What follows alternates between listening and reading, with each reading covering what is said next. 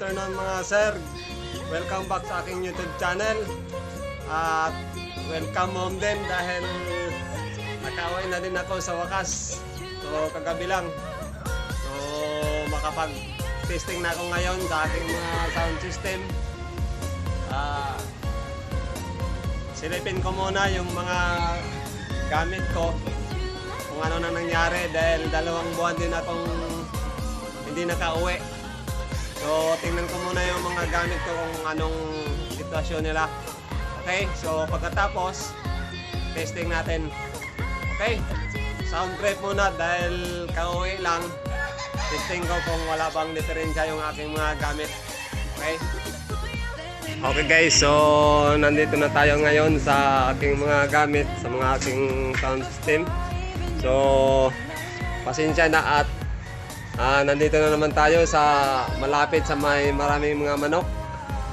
Ang ingay na naman ng mga manok maririnig natin, so pasensya na po. Okay, so ngayon tingnan ko yung aking iniwang mga gamit kung ano nang nangyari. Dahil 2 buwan din akong hindi nakauwi guys. So ito yung CV ko.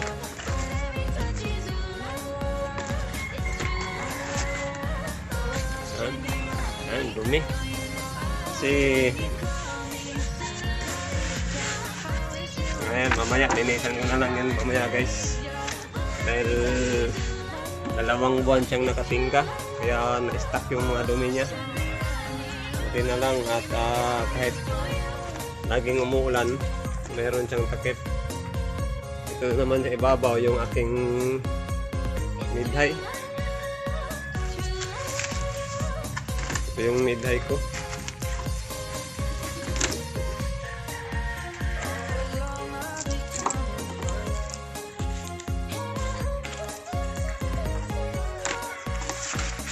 Tanggalin ko lang yan mamaya. Yan. Yan yung aking mid-high. Okay. Tanggalin ko na lang yan mamaya.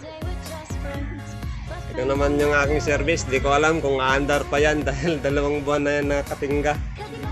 Hindi nagamit at hindi rin napaandar. Itong plywood nga pala guys, yung ginawa kong subscope na D12.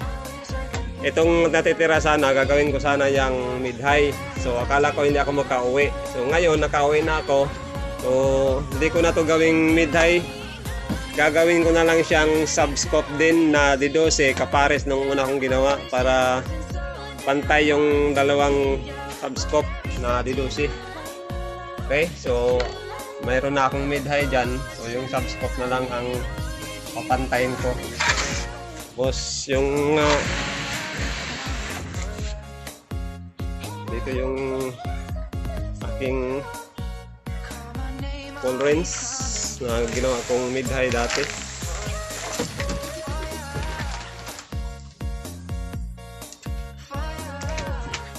Siya.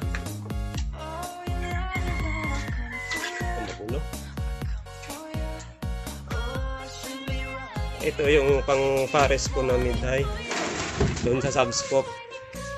Yan ang ipares ko doon sa mid-high ko, sa subscope ko. Yan ang gagawin ko pang mid-high doon. Ito yung ating full range. Yan. Buti na lang hindi nagalaw. Tapos meron pa akong isang speaker dito na D12 din. Ito yung ilalagay ko doon sa subscope. Yan. Targa yan, targa. Targa. 4 ohms, 400 watts. Yan ang ilalagay ko doon sa aking ginawang subscope. 2 yan. So yun, para pares yan. So gagawa pa ako na isa pang box na D12 na subscope para pares.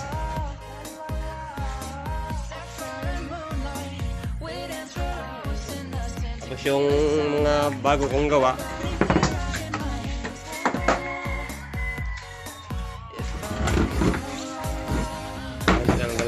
bagong gawa.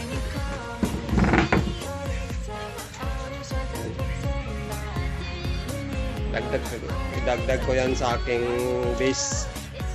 Tapos itong dalawa, ito naman yung para doon sa aking multicab. Okay, yan. I-testing natin ngayon yan kung okay pa, kung wala pang problema. Okay, so stay tuned lang guys.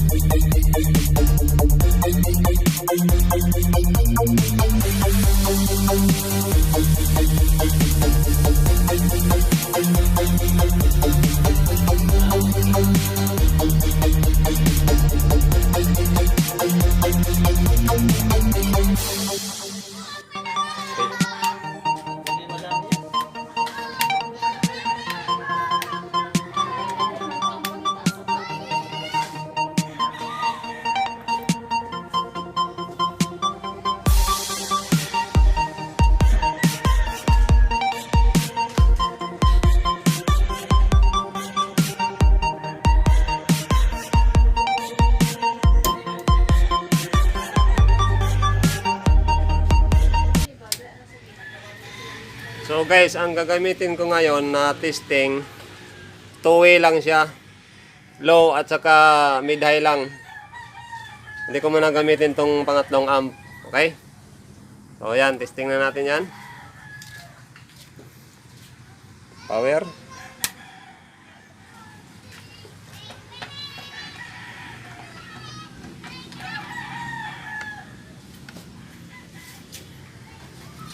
Okay. Select tayong music, yung bottlenecks para walang copyright.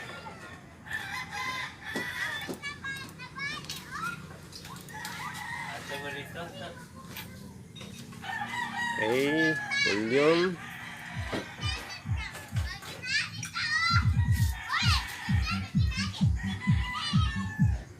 Ayan, medyo natin. Okay guys, yung apat na MCB, tatlong MCB plus isang RCF, naka-parallel connection yan, bali 4 ohms yan. Tapos yung mid-high, dalawa, 8 ohms lang yan. So bali yung MCB lang at saka yung RCF ang naka 4 ohms dahil naka parallel connection yan. Okay? So 2 amps lang yung gagamitin natin, dual amp.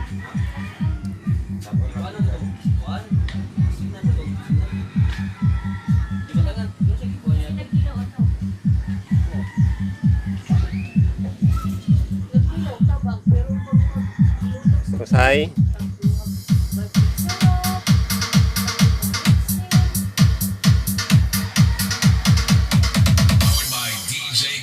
Okay.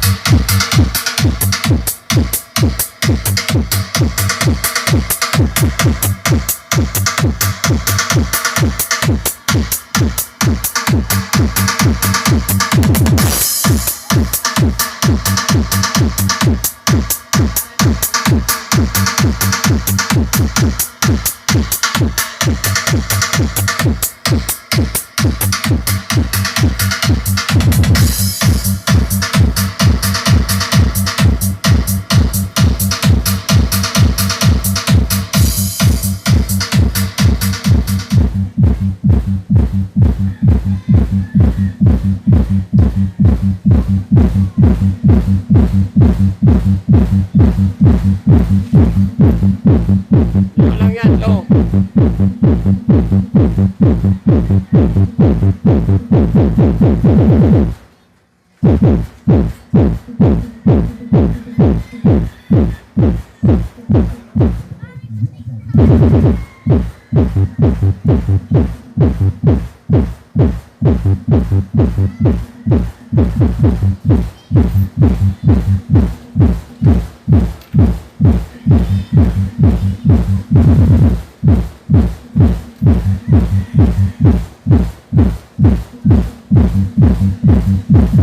Low lang yan.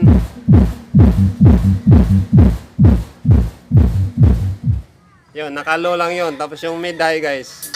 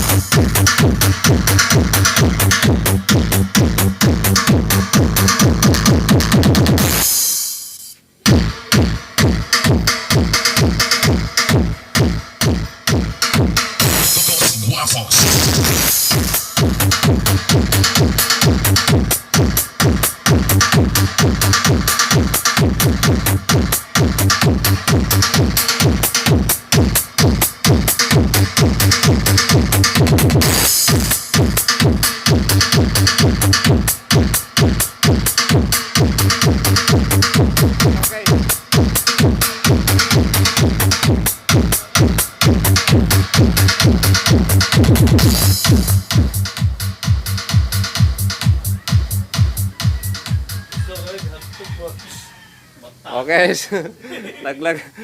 Naglagan na sana, maglaglagan. Okay, okay.